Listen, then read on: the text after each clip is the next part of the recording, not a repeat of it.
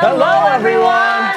Welcome to the show. You are almost at the end of your week. Let's help you get there. I'm Paolo del Rosario. Let's get you up to speed with some news that you could use right now. Happy Thursday! I'm Monique Tuzon. Anytime is a good time because it's most fun with us.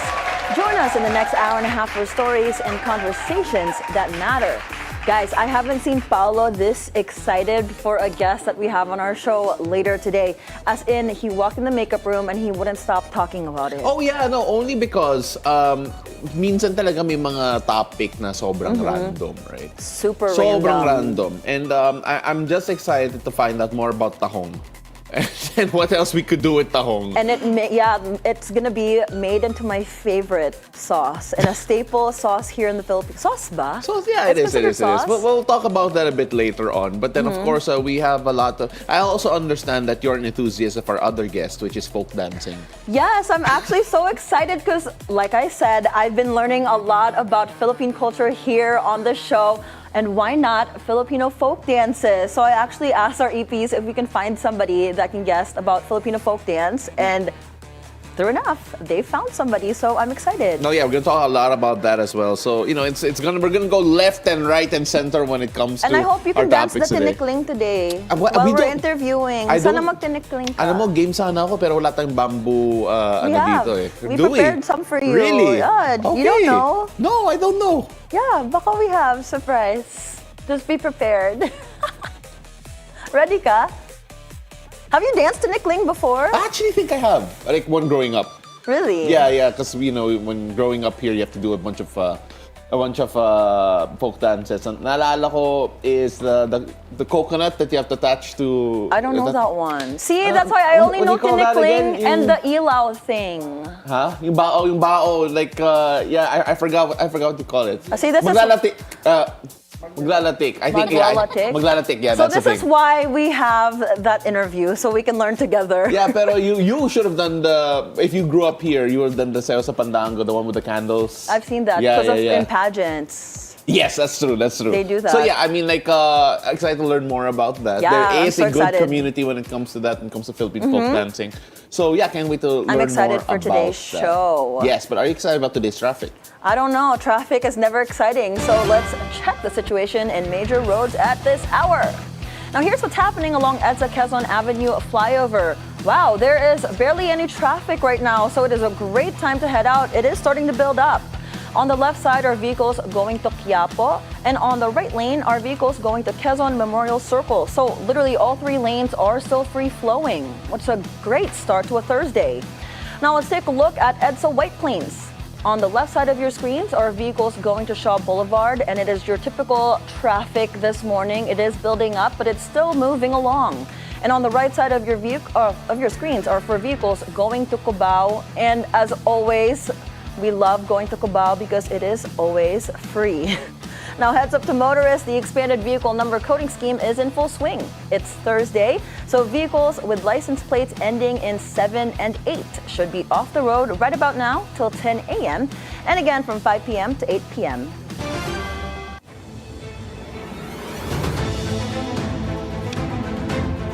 What's the weather going to be like this Thursday? Paolo has today's forecast from Weather HQ. Take it away, Pao.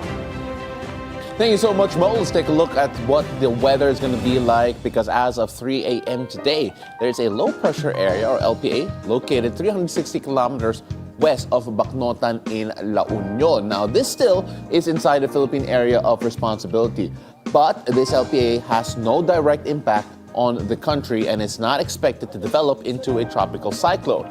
Meanwhile, the ITCZ or the Intertropical Convergence Zone still affects the southern part of Mindanao, as you can see over here, while the easterlies are also pushing and affecting the weather conditions in other parts of the country.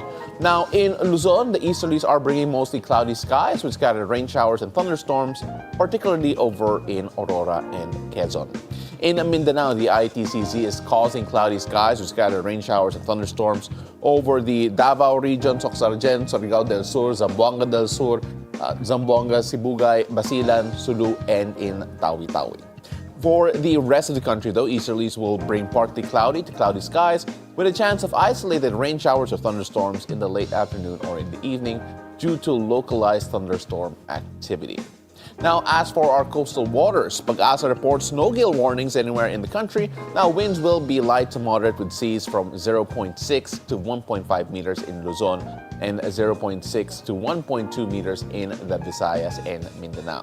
Now, fishermen should stay updated as waves may rise during thunderstorms. Safety at sea remains a top priority. That's it for Weather HQ at the moment. Mo, back to you. Thank you, Pao, for that weather update. Now, shifting to some serious business, President Bongbong Marcos is calling the K-12 curriculum a failure. This comes as the president blames previous administrations for the country's poor education performance. Results from the Program for International Student Assessment show 15-year-old Filipinos fall below the global average in math, reading, and science. Other surveys also show many Filipinos aged 10 to 64 years old are functionally illiterate. It's costing more for the parents kasi nadagdagan ng 2 years pa. Magmamatrikulasyon pa yan, maraming mga school supplies, bibili ng libro, lahat. Anong madalas natin marinig? Mismatch. Yung skills ko, hindi employable. Magaling ako magganito, hindi naman nila kailangan ng ganyang klase. We have partnered with the private sector and to ask them, ano ba ang kailangan ninyong skills? Ano ba ang kailangan ninyong klaseng trabahador? There was no effort to help the education. Kaya yung mga grade, yung mga rating natin, especially STEM subjects, pababa ng pababa. Tapos hindi marunong magbasa.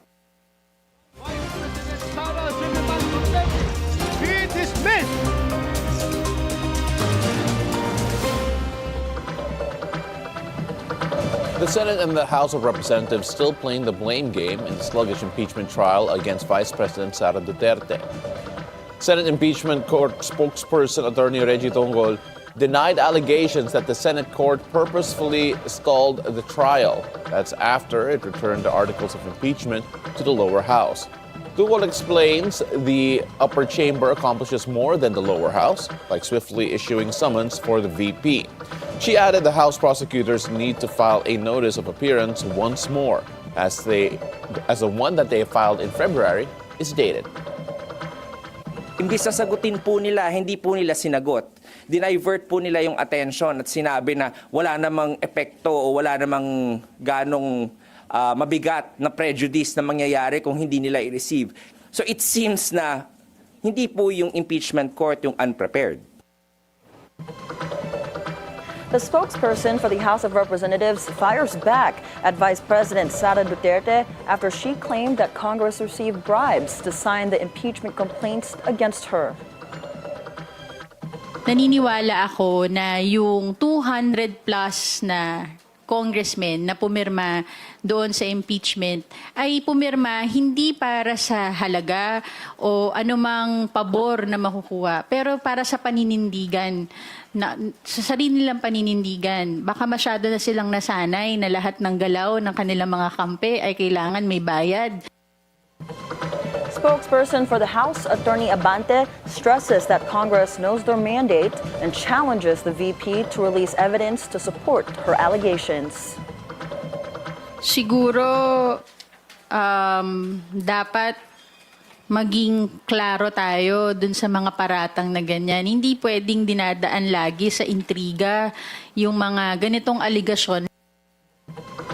Abante adds it is the Senate's constitutional duty to continue the impeachment trial against the vice president and reminds senator judges that they should be impartial during the proceedings. House spokesperson Attorney Princess Abante expressed hope that the 20th Congress will pass a law punishing those who create and spread fake news. This after Senator Bato de la Rosa shared an AI-generated video of Filipino students supposedly defending VP Sara amid impeachment talks. Abante called it disappointing that a public official would spread misinformation. Hindi ba dapat automatic to sa ating perform ng ating duties na katotohanan ang uunahin, hindi panlilin lang. So siguro yun muna yung kailangan natin hilingin na sa bawat public official, regardless kung ano yung political affiliation, that we propagate truth, not false information. Former President Rodrigo Duterte's bid for interim release from the International Criminal Court is facing strong opposition from lawyers of drug war victims. In an interview on BNC's Agenda, attorney Nery Colmenares says they will formally oppose the request, arguing that Duterte cannot be trusted to appear at the trial or avoid threatening witnesses. The ICC's pre-trial chamber will decide on the matter based on Articles 58 of the Rome Statute, which lays down the conditions for the approval of the request for interim release. He added that the victim side will submit their opposition soon, regardless of whether the ICC formally asks for it or not.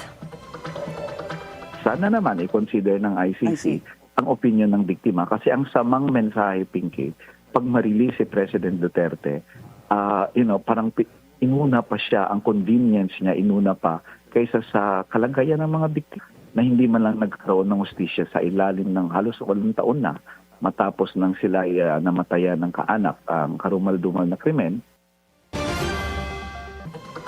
Former presidential spokesperson Harry Roque calls out Justice Secretary Boying Remulla for supposedly spreading fake news about his asylum bid getting denied. Roque said it's strike 2 for the Justice Secretary after he previously claimed that he owns multiple passports. He adds Remulla likely gets his sources from what he calls usapang marites.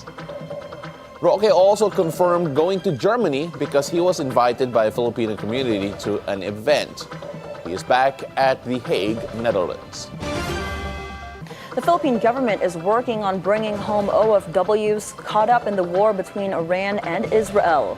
As of now, 18 Filipinos have returned home, while 92 more registered for voluntary repatriation. We, of course, are watching our nationals both in Israel and in Iran. And as a matter of fact, we have already contacted all our nationals and asked them if they want to be evacuated. Some have asked to be evacuated out of Israel. Some now, nung una, sa Iran, ayaw nila munang umalis. Pero ngayon, meron nang sinasabi na kailangan, wala silang, natatakot na sila kaya nagpapatulong na makalabas. The palace is also gearing up for the economic impact of the Iran and Israel war, specifically for fuel price. The subsidies that we have always given, fuel subsidies, that we gave to, if you remember during the pandemic, lalong-lalo na yung mga nagpapasada, yung mga para may hanap buhay naman sila, bigyan natin ng fuel subsidies. Now we will have to do the same for those who are severely affected. In world news, Iran's supreme leader rejected U.S. President Donald Trump's demand for unconditional surrender.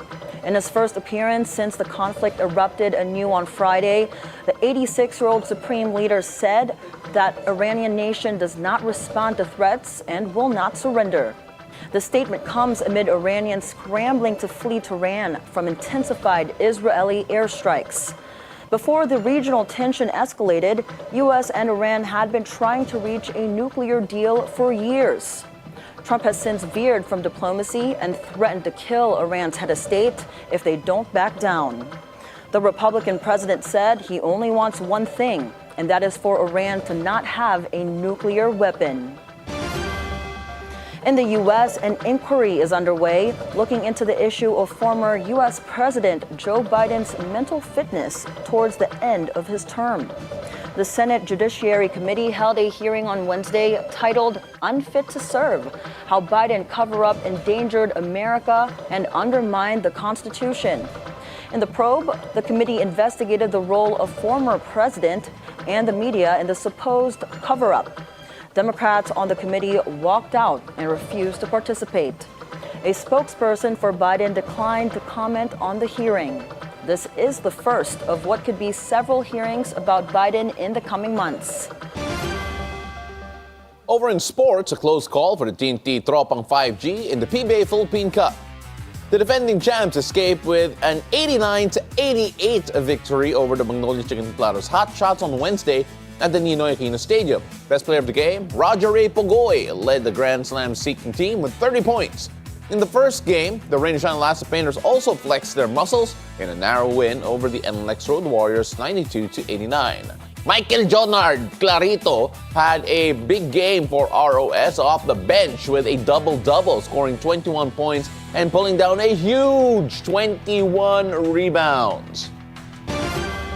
Over in the NBA Finals, all eyes are on Tyrese Halliburton ahead of Indiana Pacers' do-or-die Game 6 against the Oklahoma City Thunder. Halliburton sustained a no-contact calf injury back in Game 5, the setback that clearly affected his scoring performance. Now, the results of the MRI have yet to be disclosed, but with the Thunder just one win away from the title, Halliburton says this moment is too big to sit out. I mean, it's NBA Finals. It's the finals, man. I've worked my whole life to be here, and I want to be out there to compete, help my teammates any way I can. I was not great tonight by any means, but it's not really a thought of mine to not play here. If I can, walk, then I want to play. So. Game 6 takes place at the Gainsbridge Fieldhouse in Indiana tomorrow, June 20 at 8:30 a.m. Philippine time. Now, is change also coming to La La Land? A stunning report says the Los Angeles Lakers are on the verge of an ownership shakeup. According to ESPN, the Buss family is entering an agreement to sell the Lakers' majority ownership to diversified holding company TWG Global. Now, despite the sale, Jeannie Buss is expected to stay on as team governor. The Buss family has been in charge for decades, guiding the Lakers to multiple championships, including the Showtime era of the 80s and the Shaq and Kobe three-peat in the 2000s. But the team's most recent campaign ended in a first-round exit to the Minnesota Timberwolves. Now in entertainment, Captain Jack Sparrow from Pirates of the Caribbean pays a special visit in Spain. While filming his new movie, Day Drinker, Johnny Depp takes on his old persona as the worst pirate you've ever heard of and brings some joy to the kids at the Niño Jesus Hospital in Madrid, Spain. The captain of the Black Pearl played with the kids, showed them some tricks, and proved that not all treasure is silver and gold, but he brought some gold doubloons anyway. I would love that, to see Johnny Depp as a Jack Sparrow again. He's one of my favorites, especially Johnny Depp as Jack Sparrow. That's one of his best characters, I feel like. Super Such iconic. a classic movie. Super iconic. It's just funny though. Now that I look back, it's actually a really old movie now. We're old. That's so crazy though. That was what, 2000? And that was when we were in high school. So I'm gonna Google that while you vamp Yeah, and talk about that. No, honestly, I got so excited when I saw this tape because I thought they were remaking Pirates of the Caribbean. I was like, okay, let's bring on Keira Knightley, but no, it's for day drinkers. But I want to see a remake though of Pirates. Yeah, no, Wouldn't you be excited if there was a remake? I don't know about remaking it because I'm a big fan of how it was, and actually it has aged a bit well. So it was made in 2003. Oh my gosh, we weren't even in high school. We were in elementary. I was 13 when that movie came out. No, but still, the way. But he looks the same. Yeah, he does. For those who are way too young to have seen that, I would go out and suggest rewatch that movie. It is a classic. It is great. One of the best movies. Johnny Depp's performance is at another level. There's a reason why he can still wear it today. Yeah. They wear a costume, and people would still get a great positive reaction. Yeah, no, honestly. Well, not a remake. They should do like another sequel to it. Exactly. But I don't know what's going to happen now. I don't know either. I mean, I miss Pirates. I'm going to binge watch it now. Yeah, Pirates of the Caribbean, it's just Pirates, something. Harry Potter, Lord of the Rings. And there's another one that are like great series that back in our day. Narnia, are you a fan of Narnia? Narnia too. Yeah, no, that was a fun era to grow up around. It 100%. was. All right, so we got a lot more though. Yeah, because we're finally going to learn about something that I'm so interested about, Filipino pride is not complete without the folk dances that shape our heritage. And the fight to preserve them is a mission cultural workers dedicate their lives for. After the break, we speak to one of the mentors hard at work in teaching the youth the dances that tell the Filipino story. It's a beautiful day. We'll be right back.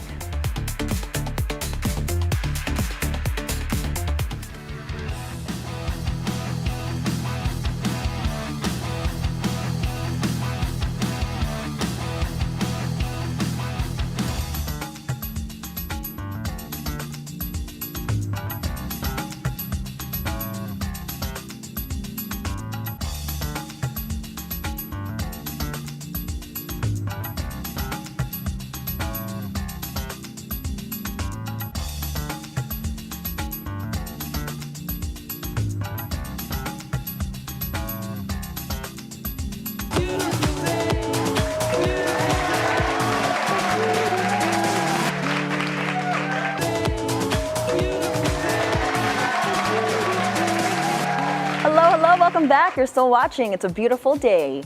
A new chapter awaits the promotion folk dance. What lies ahead for the preservation of our traditional dances amid a cultural saturation of Western media and online dance crazes?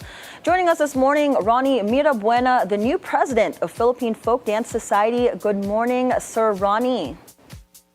Good morning, Monique. Thank you for having me today on your show. Yeah, pleasure to have you. First and foremost, congratulations on being the new president. How does it feel to have this on your shoulder? I am excited at the same time. I'm quite nervous because it would entail additional tasks for me in terms of deliverables nationwide.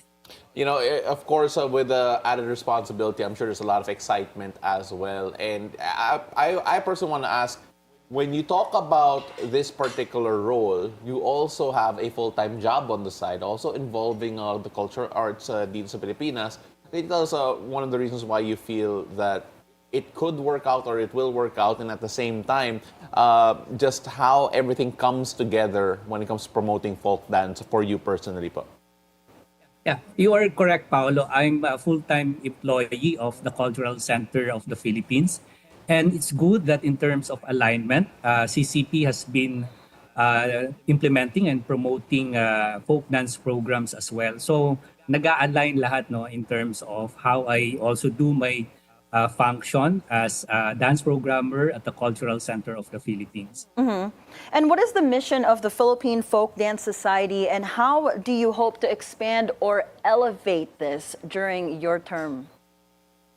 The Philippine Folk Dance Society has been around for 49 years already. Oh, wow. It was founded by our very first national artist for dance, si Francisca Reyes Aquino. Mm-hmm. Since then, the PFDS has been implementing folk dance workshops nationwide to bring together folk dance teachers, administrators, cultural workers, and even young students. You know, you did mention that you honored si Francisca Reyes Aquino in a National Folk Dance Workshop recently, talking about national dance research as well. When we talk about that national dance research, because Mo actually asked me an interesting question a while ago, because konting background lang po, Phil-am po siya. She didn't grow up around yung mga folk dance po natin. So she asked me the question, how many folk dances do we actually have? But when you talk about folk dancing dito sa Pilipinas, siguro what are the key myths that we have to debunk when it comes to, one, how deep our culture is when it comes to folk dancing, how many they are, and of course, just how different they could be? I'm happy to share with you that in terms of the number of dances, ako mismo hindi ko na siya mabilang kasi ang dami-dami pa. We have yet to discover and document more dances coming from the different parts of the country.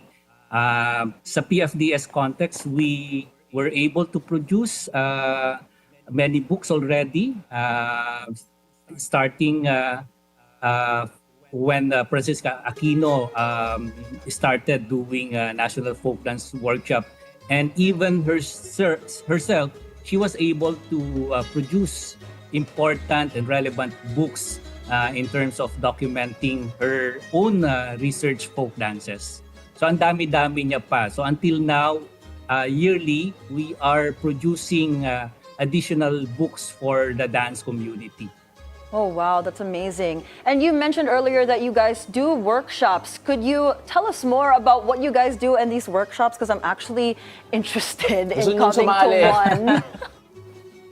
Yeah, next time you have to join us. No, so as I said earlier, the PFDS has been implementing this National Folk Dance Workshop. We usually partner with local government units. I am happy to share that with you that the interest of our local government units are also they are also doing important role in organizing this workshop. So usually they will host us in terms of providing their resources, the venue, the facilities. So last time we were in Coronadal City. So nagbibid sila para magawa natin tong National Folk Dance Workshop. And in doing so, we are able to mobilize participants coming from the different parts of the country. Last National Folk Dance Workshop, we were happy to share that merong more than 900 teachers, students, dance enthusiasts na nandoon sa Coronadal City. Oh, wow. All right, sir, when we take a look at how this could reach out to the youth, especially since we're talking about not just preserving pero spreading the love of folk dance. Aminin na natin, we are still waiting for that viral TikTok folk dance to hit dito sa Pilipinas. But when we talk about reaching out to the youth, what are the efforts from your organization, even from the national side, to try and promote folk dance amongst the younger generation po? Yeah, Paolo, thank you for mentioning that. No, I am in full support of utilizing our emerging technologies. No, yung mga SOCMED platforms natin. Aminin na natin, yan na yung mundo ng ating mga young ones. So, bakit natin siya kakalabanin, yung platforms na yon? We might as well curate some programs utilizing the SOCMED platforms. No, katulad dito sa CCP, recently we were able to produce digital learning resource in the form of instructional videos and dance films. No, I am happy to share with you na yung traditional performance natin sa stage ay okay pa rin. But during the pandemic time, we were able to migrate the performance of some dances doon sa tinatawag nating sayaw pelikula. Mm-hmm. So yung TikTok, for me, pwede natin siyang gawing relevant content in terms of promoting, and the young ones will definitely engage with the folk dance sector because they can relate to that particular platform. Mm-hmm. And as Paolo mentioned earlier, Sir Ronnie, right, I didn't grow up here in the Philippines. I grew up in the US. And what I think is great, because recently I've been seeing on social media that the youth, the Phil-Am youth in the US are dancing tinikling to modern rap music. I don't know if you've seen that, but I think it's amazing what they're doing. You know, not just shedding light on Philippine culture and folk dances, but also sharing with the youth the folk dances as well. Have you, apart from that, have you seen any modern trends or innovations that in folk dance that you find exciting or promising? Yeah, I am a folk dance teacher, but I also encourage young ones when I teach workshops that they can actually utilize folkloric material, when they come up or when they compose dances that are modern in nature. Kasi aminin na natin, they also have this expertise na hindi naman folk dance, but when you use a certain folkloric material like tinikling, tapos haluan mo siya ng hip-hop or ng modern dance, I think there's nothing wrong with that as long as you are still protecting or preserving the context of the dance narrative itself.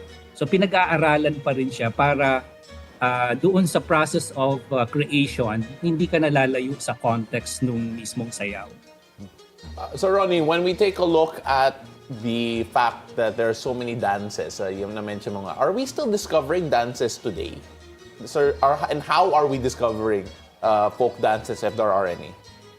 Yeah, in the context, Paolo, of the Philippine Folk Dance Society, we are happy to share with you that yearly, lagi kami nakakatanggap ng mga proposals. No? They will approach us and inquire how they will be able to document, how they will be able to teach the dances coming from their own communities. So, ang dami-dami. So, kami mismo, we have this particular scheme wherein we have this kind of learning validation just so that we can ensure that that particular dance truly exists at may permission yung source, no, yung key informant, no, specifically our cultural communities. And with that being said, since you guys are still discovering lots of indigenous dances that we've never heard of before, do you guys plan on incorporating those new dances in the workshops that you guys are holding? Yeah, we usually do that, Monique, just so that in terms of representation, we can showcase, we can teach indigenous dances to our annual participants. So para may sense of balance in terms of how we do the workshop design, no, in the National Folk Dance Workshop. Of course, when we talk about preferences rin for certain dances, syempre I think we're still all looking for that one dance that would really resonate with the youth in particular. But just out of curiosity, Sir Ronnie, do you have any particular favorite dances that you would like to promote a bit more to make it more accessible to the students, to the masses in general, and of course, it's something that even Monique could try to learn as well? I love skill dances. When I say skill, it involves using a certain material, yung props natin, no? Like the tinikling, the binasuan, the coconut shells, no? Yung maglalatik. So I think the young ones will be able to enjoy performing dances that would require a certain level of skill, no? Kasi nacha-challenge sila doon. So, Monique, pag nag-attend ka, I'm not a dancer, Sir I Ronnie. promise you, Yet. they will teach you a dance that you will enjoy dancing because it will require a certain level of skill, no, from you. I'm not a dancer, but okay, challenge accepted. So Ronnie, since you challenged me, I have a challenge naman for you before we let you go. If you can describe Philippine folk dancing in 3 words for the youth, myself, and everybody to understand it better, what would those 3 words be? Here are 3 words. 3 words. One would be it is created, performed by the people. All right, I like that. Pwede na yun. Good Pwede job, na. Sir Ronnie.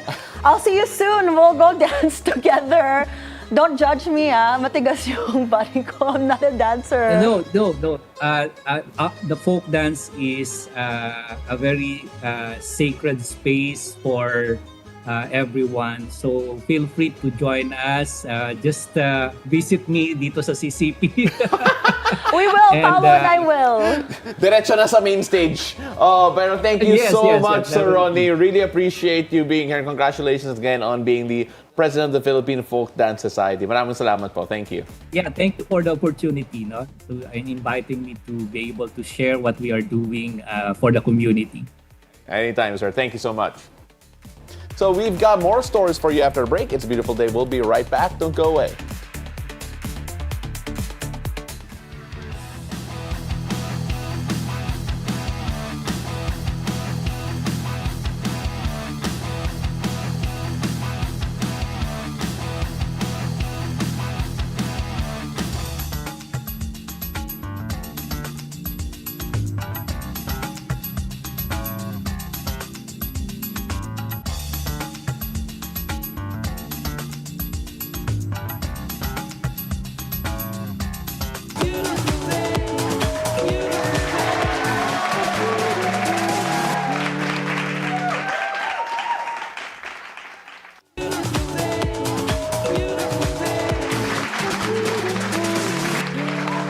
Welcome back. You're still watching It's a Beautiful Day.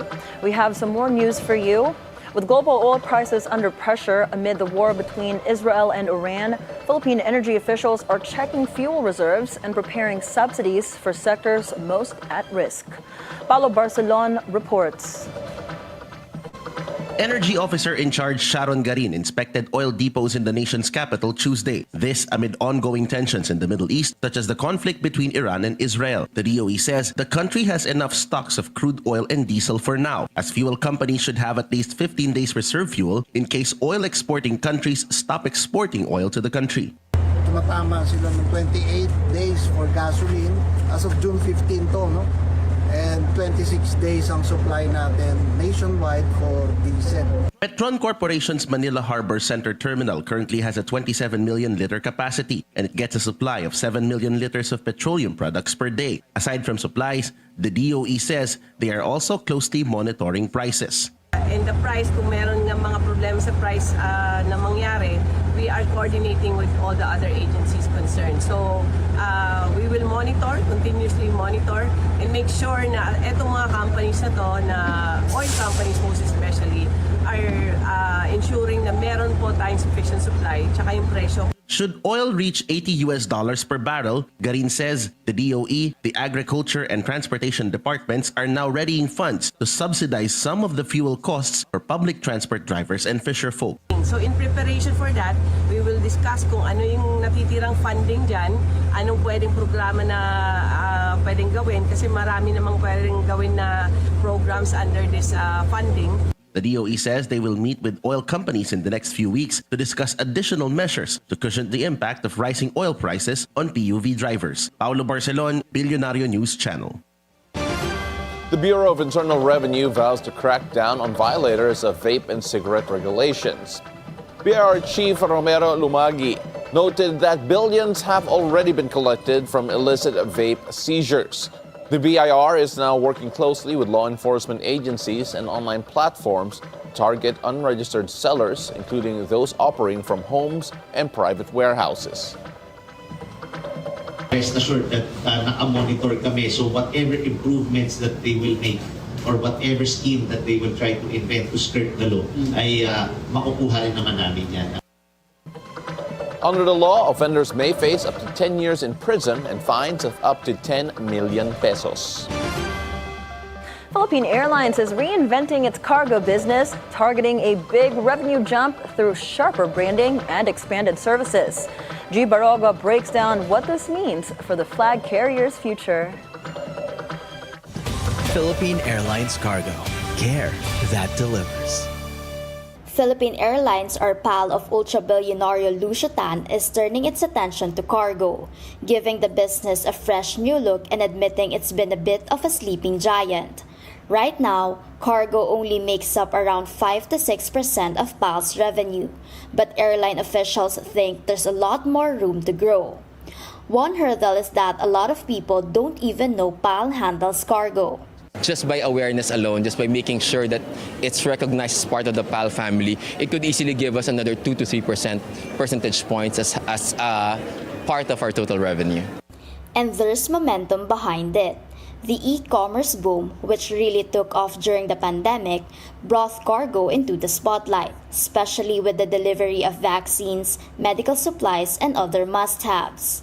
We see a big demand for e-commerce, mostly from Asia to North America. And we're also starting to partner, because of this, we're starting to partner with other airlines to do interline. For example, we don't have this route, we can connect to them, and both ways they can also connect to us. But of course, it's not all smooth flying.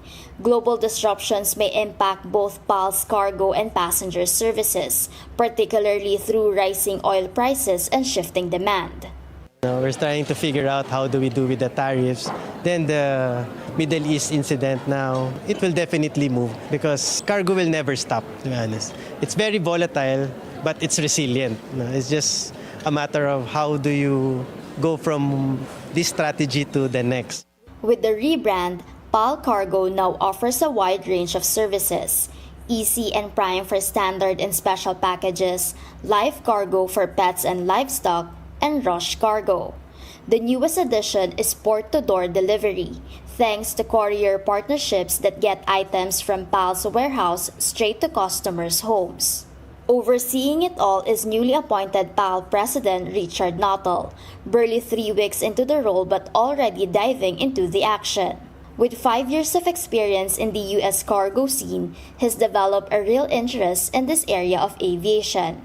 He believes that this is a very interesting part of the business, much more than that of passengers, because of changes that happen regularly.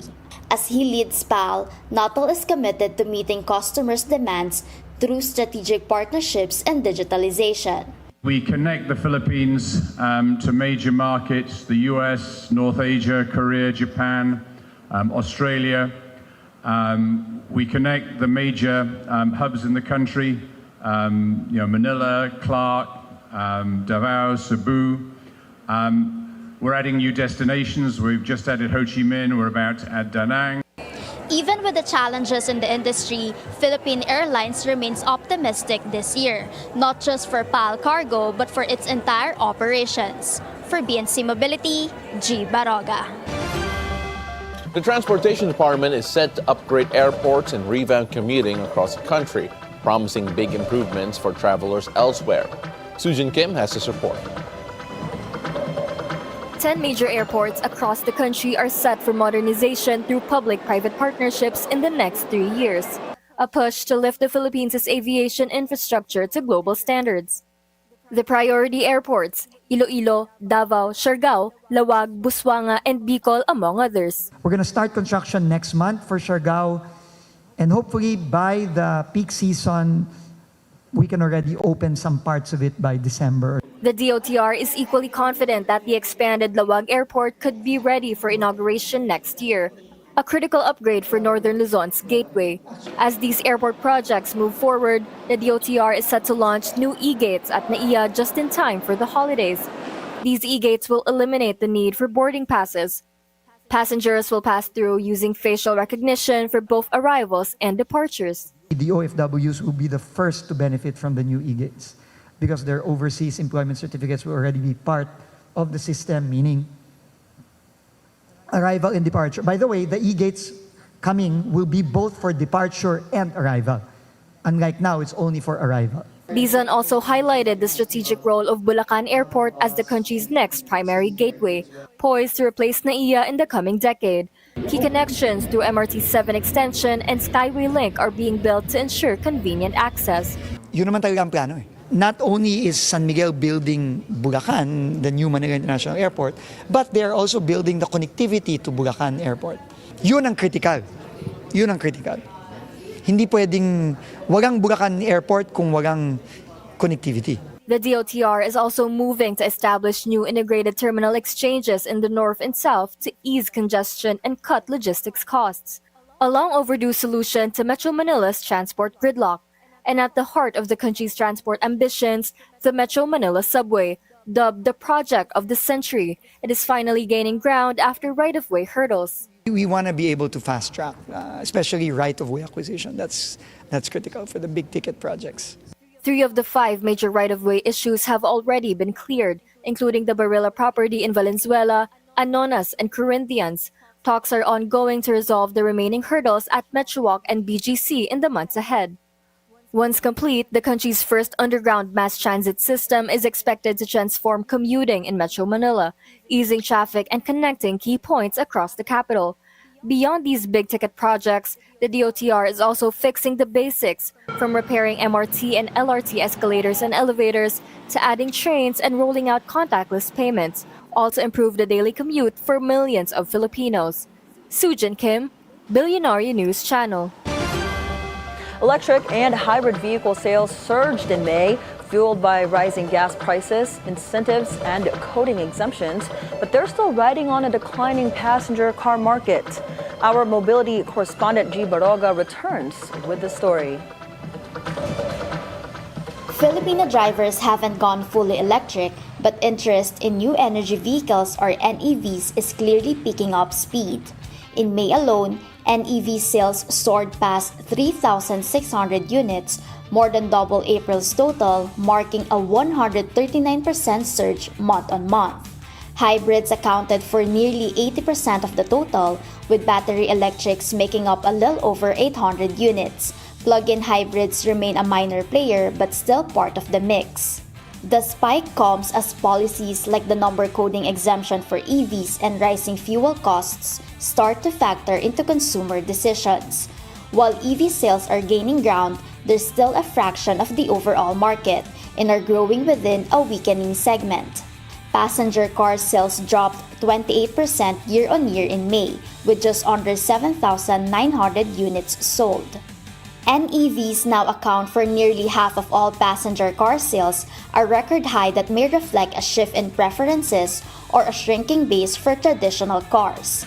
On the other side of the market, commercial vehicles remain strong. The segment topped 31,000 units, up 9% from last year. Industry-wide, nearly 40,000 vehicles were sold last month, an 18% rebound from April.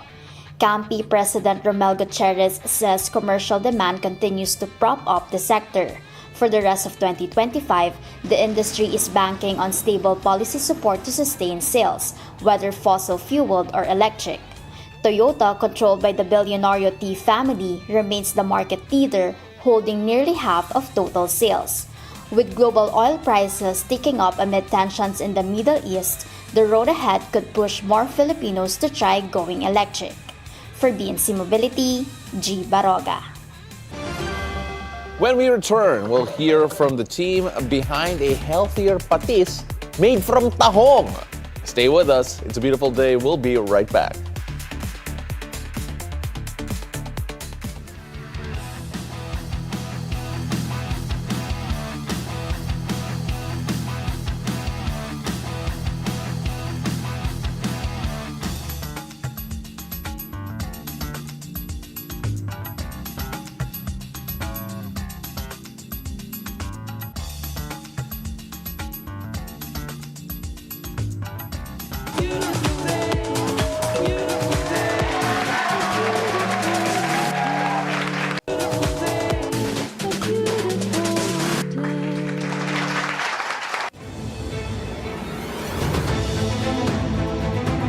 Welcome back. You're still watching It's a Beautiful Day. This is Weather HQ. Now, patis has long been a staple in Filipino cooking, but did you know that there is a healthier, low-salt version that is now being developed using tahong or green mussels? Now, joining us via Zoom are two key people behind this innovative sauce. Miss Ernestina Peralta, or Miss Le, a retired UP Visayas researcher who helped develop the technology, and Dr. Reynold Tan, the project leader and director of the Technology Transfer and Business Development Office of UP Visayas. Good morning to the both of you, and it's a beautiful day. Good morning. Hello, good morning. It's nice to be part of the program today. Thank you so much for being here. Miss Le, I'll start off with you first because I love the idea of a healthier version of patis, especially using tahong or green mussels. Can you tell us a bit more about how this idea came about? Why did you decide to use tahong in particular? And of course, the need to actually do this. So basically, the idea came from we want to develop a product from tahong. So as an alternative raw material in producing a similar product like our patis, yung fish patis.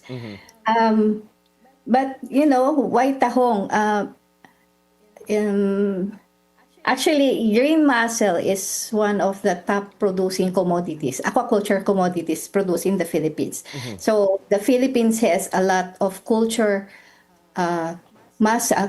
areas suitable for mussel farming. So with the availability of the resource, the production of yung patis tahong can be sustainable. So that is basically one of the objective of the project. But, so making it a twist na medyo, yun nga, we want it towards to a healthier version of the current traditional patis. So Doc, I'll ask you this question because we are so excited. Kulang na lang, the patis is here. I want to try it. As somebody who drenches like sinigang and my pansit with patis, I am very excited for this because as you guys have mentioned, this is nutritionally healthier. There's less salt and it's better for everybody, I guess, in general. So how does this differ from regular patis? And what are its, I guess, nutritional values? Doc Reynolds, can you answer that? Okay. What sets our patis apart from all the other patis is that it's high protein and also it contains other non-nutrient and nutrient components, which makes the product healthy. What about the taste, Bob? That's Monique's biggest issue. Will it taste healthy or will it actually mimic the taste of a regular patis? Actually, if we're talking about two commodities, no, mussel is different from fish. Right. Basically, the taste itself is different.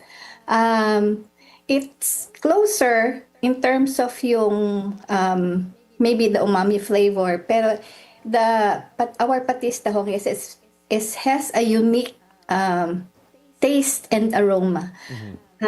Because yung food nila is very much different from fish. It's like a yung crab-like, yung cooked crab taste. I'm sure you have eaten cooked crab. Yes. Yeah. So it's similar to that taste. So slightly iba yung flavor profile niya. Actually, that brings me to my next question because Doc Reynolds in particular, when we talk about introducing this product to the Filipino consumers who have an idea na itong lasa ng patis, how has the reaction been to those who have tried this for the first time? Okay, the market is very ecstatic about the new product that we're going to introduce, and based on the market surveys that we did, about a good 83% are willing to buy, and about 75% are willing to try. We also had it tested by friends, by chefs and local carinderias, and it seems that we have very good reviews coming from them. They want it, especially now that there's a growing market for healthful products, and I think it would be a very good. It can penetrate that specific market in the market. Ms. Le, when you guys were coming up with this concept using green mussels for patis, how difficult was it to create something similar to what Filipinos love and use every day?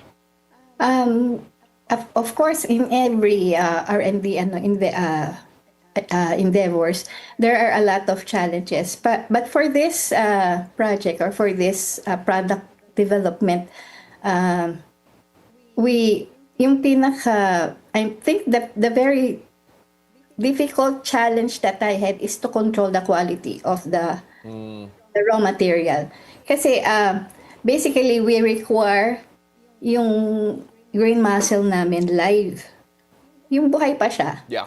Because if one mussel na dead na nasama dun sa batch mo will make the whole batch bad. So we made a lot of protocols. Yung mga what to do so we can maintain the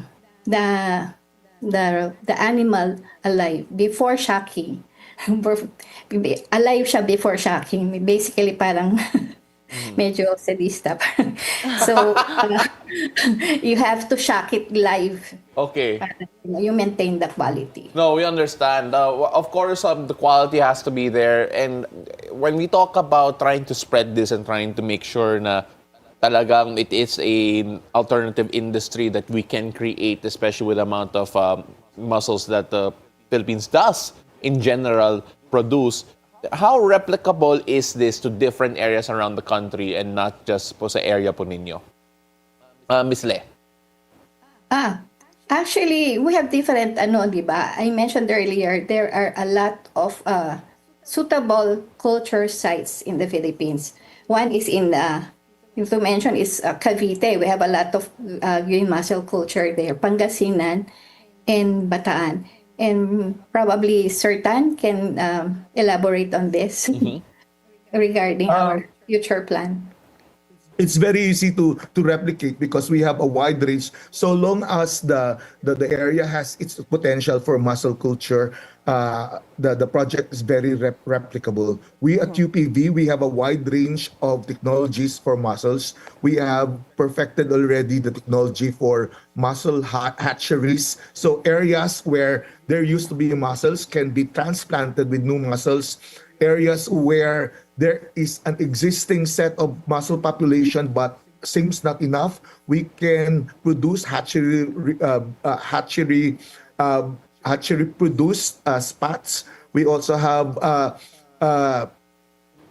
also the technology very readily available, and we have also a good support from UP Visayas and the DOST and in particular any community with muscles, we can introduce the technology. Very replicable.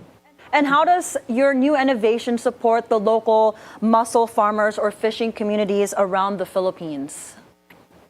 One thing good about the technology is that it will not just support our patis producers. It will produce, it can create many more ancillary services. Yeah. For example, it can support the lives of mussel farmers.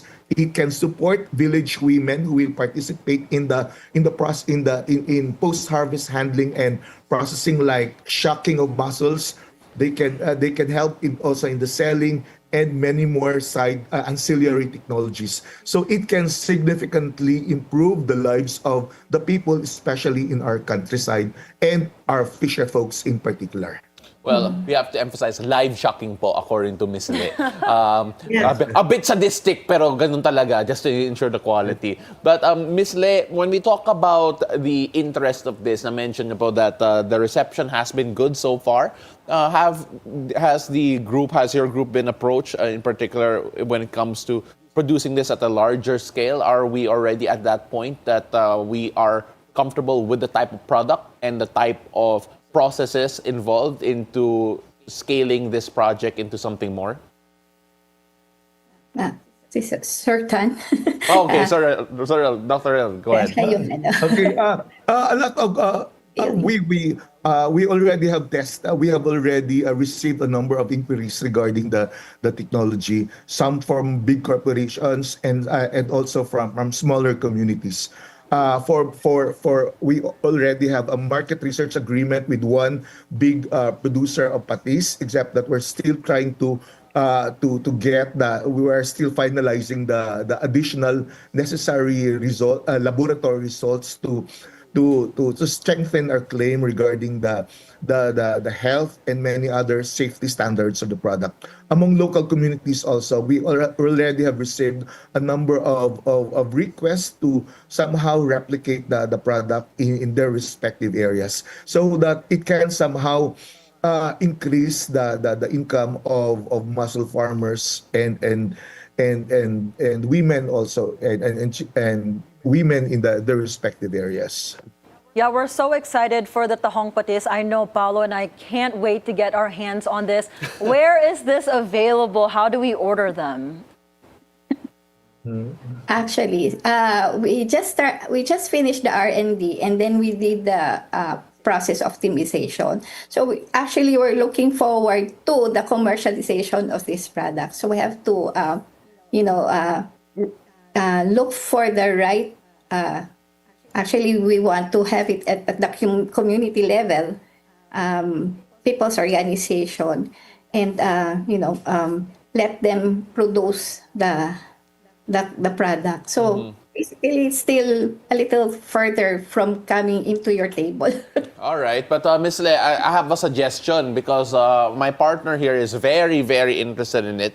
Kung pwede po, magpadala ng isang bote, tapos magla-live tasting po siya dito. Oh my gosh, yes! Gusto niya mag-live tasting dito ng mussel patis and of course, with honest reaction. So yeah, I would love that, honestly. Let's do it. All right, but Ms. Le, let's talk about first the hope for this project in terms of health and in terms of livelihood. because it is starting to grow. Doc Reynolds was mentioning a while ago about its potential of being scaled to a higher degree. But what do you want for this project to become now that you're seeing it starting to grow into something a bit bigger, Ms. Le? So basically, we had already the prototype product. So yung putting it into a larger scale, basically. And then yung in a sense that you involved communities to produce the product, and then they themselves can market it. Kasi yun nga, we designed it, basically it's designed for a community level type of business. So hopefully, if we go forward to the commercialization of the product and then launch it into the market, it can be it can be at the patis consumer, patis loving consumers table at the end. Yeah, we're excited for that. Monique in particular. Doc Tan, if people want to reach out to either partner with you guys or learn more about the product, how can they do so? Okay, they can always contact us at the University of the Philippines Visayas, the Office of the Technology Transfer and Business Development Office. We are at we have also our webpage, and they can also we also have our Facebook page. All they can do is they can contact us, and we are there ready to serve, because at the end of the day, we at the University of the Philippines Visayas, we want to stamp our name as the leader in innovation, which can create impacts to the lives of the many, particularly the fisher folks in the countryside. Ms. Peralta, Doc Tan, I cannot wait to be able to taste this healthier patis. My partner in particular will start making TikToks about it. Thank you so much for sharing your work on this healthier patis, and hopefully we get to see you in person soon. Maraming salamat po. Okay. Thank you very much. Thank you very much. Now moving on to some more news. Global oil prices are on the rise, and the Philippines may soon feel the impact. Economists warn that escalating tensions in the Middle East could drive up inflation and strain the country's economy. Sujin Kim returns with this report. The Philippines is facing growing inflation risks as global oil prices continue to surge amid heightened tensions between Israel and Iran. Economists warn that the escalating conflict could drive up the cost of goods and further strain the economy. For every $10, kumusta yung magiging pag-pick up ng inflation? Siguro mga 0.2 to 0.3 percentage points. Pero ano yan, kung halimbawa mag-sustain siya on a monthly basis, no, for a given month, number of months, yung 1.9 na year-to-date average, mag-pick up yan ng mga 2.1, 2.2. Ayun yung impact niya. For June, I was actually looking at 1.2%, but most likely I'd probably look at it flat at 1.3%. But between now and year end, if this conflict continues over 3 months, then we will probably be heading towards that, again, within the 2 to 4%. So most likely closer to 2.5%. Will probably be our year end. The heightened tensions have raised fears of a possible closure of the Strait of Hormuz, a vital channel that handles 20% of the world's oil supply. So if they close that, there will be a shortage, and therefore prices will go up. So we will get hit by a double whammy of higher coal prices, and of course that will mean higher, higher coal and fuel prices. So it's a little scary. It will be hard for us countries that are very oil and coal dependent. Oil prices have climbed to nearly $72 per barrel from around $63 to $64 before the crisis. Experts caution that if the conflict persists and supply is disrupted, prices could soon exceed $80 per barrel, a level that would place a heavier burden on oil-dependent countries like the Philippines. We're really vulnerable because we import most of our oil coming from the Middle East. So if the Straits of Hormuz there will be some disruptions, then definitely there could be delays in the supply. So it could affect not just the Philippines, but the rest of Asia, and the rest of the world. So we're really vulnerable The peso is already feeling the pressure, now at 56.60 against the dollar, down from 55 last month. Since April 30 nga, the peso has depreciated by 1 peso na, di ba? 56 something, 60 na yata tayo, so over 1 peso. Alongside rising import costs, analysts are watching for possible capital outflows as investors shift to safe havens like the dollar and gold. People run to safety, and for local investors and even among our ASEAN neighbors, the tendency is to buy the dollar, and especially for net importing countries like the Philippines, the US dollar is the best currency to eventually lean on.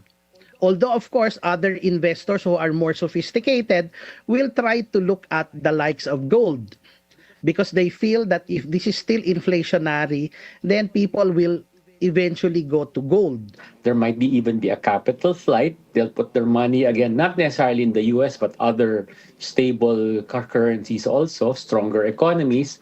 So that will mean that even risk assets might also move from equities back to the safer fixed income and even gold and other commodities, right? Because those prices should go up. So we've seen gold prices go up. I wouldn't be surprised if it goes up even further. The PSE index is currently trading at low 6,000 levels. Francisco is hopeful the market won't slide further unless the situation worsens. He adds that if the conflict de-escalates and trade barriers are addressed, the index could climb by as much as 8%, reaching 7,000 within 8 months. Sujin Kim, Bilyonaryo News Channel. We've got more stories for you, plus our horoscope of the day with Master Hans Kua after the break. It's a beautiful day. We'll be right back.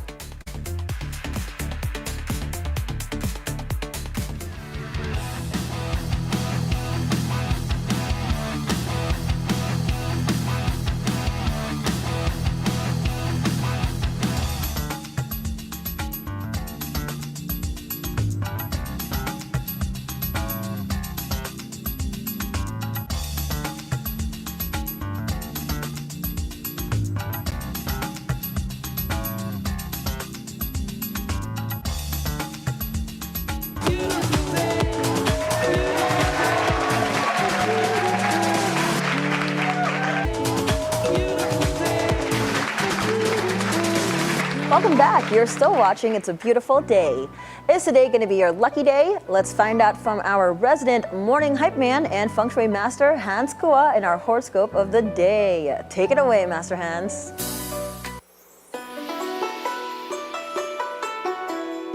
Good morning! It's a beautiful day with me, Master Hans Kua. Ito po ang horoscope for Thursday, June 19.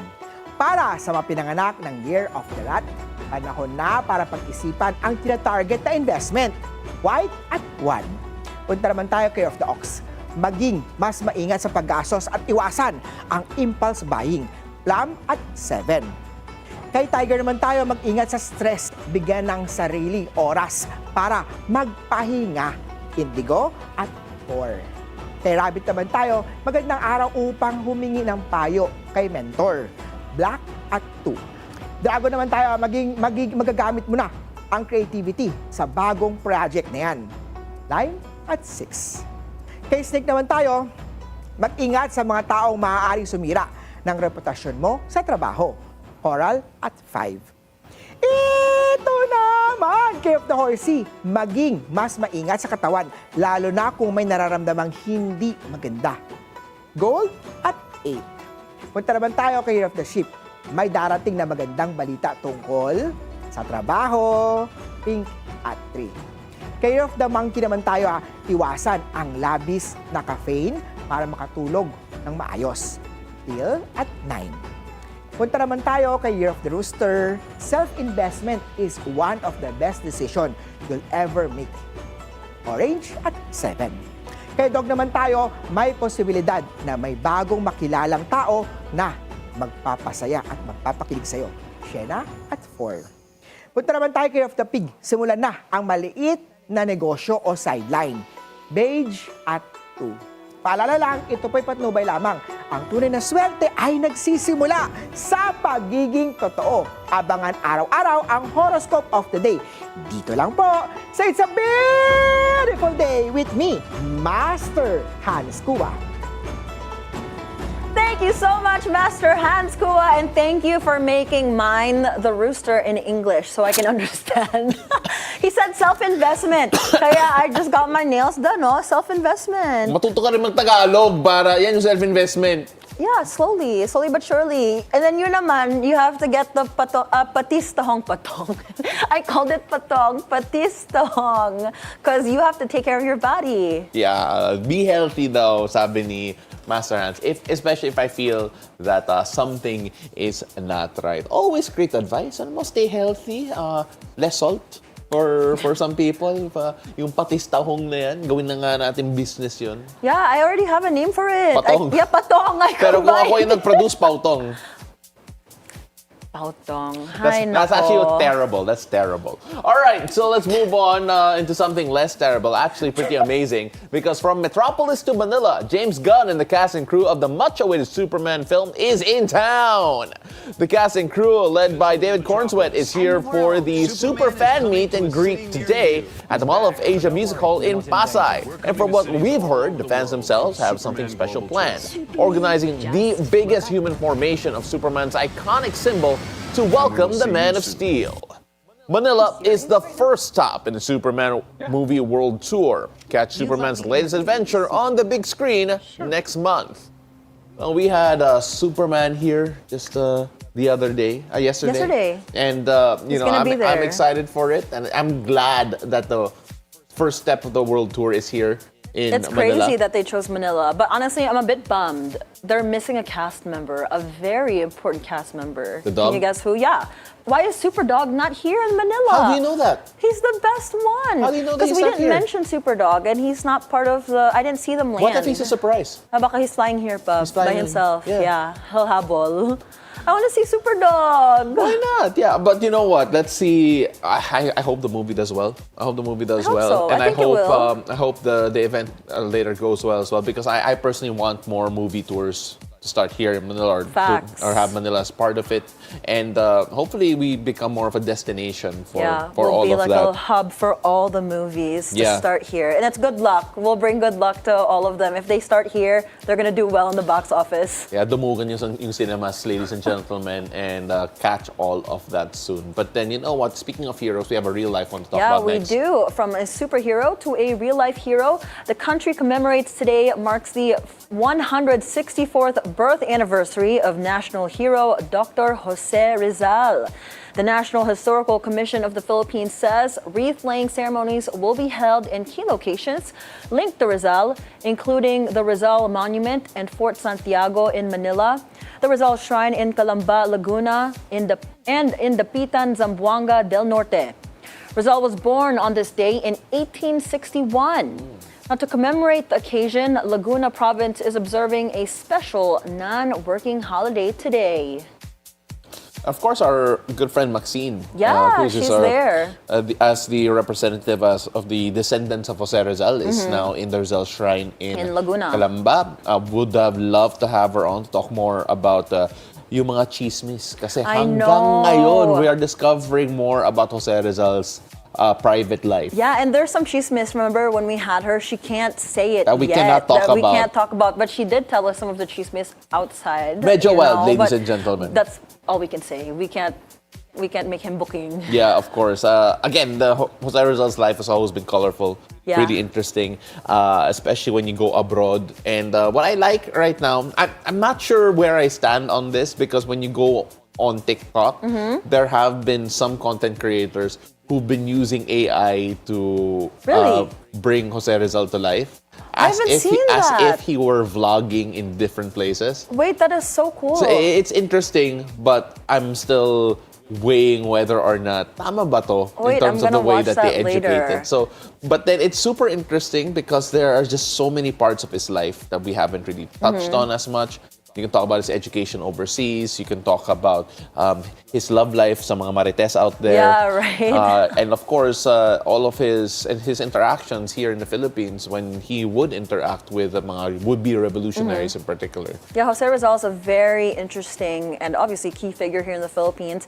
Erwin Husaf actually just posted a photo. He visited in Spain, one of the cafes that Jose Rizal used to visit and write at somewhere there. I forgot what city, but it's actually really cool that even in Spain they commemorate him. Oh yeah, I mean, like, there are a surprising number of Rizal memorials in general. Remember, not just here in the Philippines. Yeah, I mean, like in Niagara in Canada, they will be putting up a bust of Dr. Jose Rizal there and invited Manny Pacquiao to do the inauguration. Right? Oh, he's there now in Nevada, so sakto. He'll just one he can plane just right go away. over there, I guess. Yeah, pwede rin. And at the same time, you take a look at in Japan, there's also a shrine to Jose Rizal. Spain, obviously, and I'm sure we're missing a lot more. There's more. We'll have Maxine, so We'll we have can talk about that. Talk about that, of course.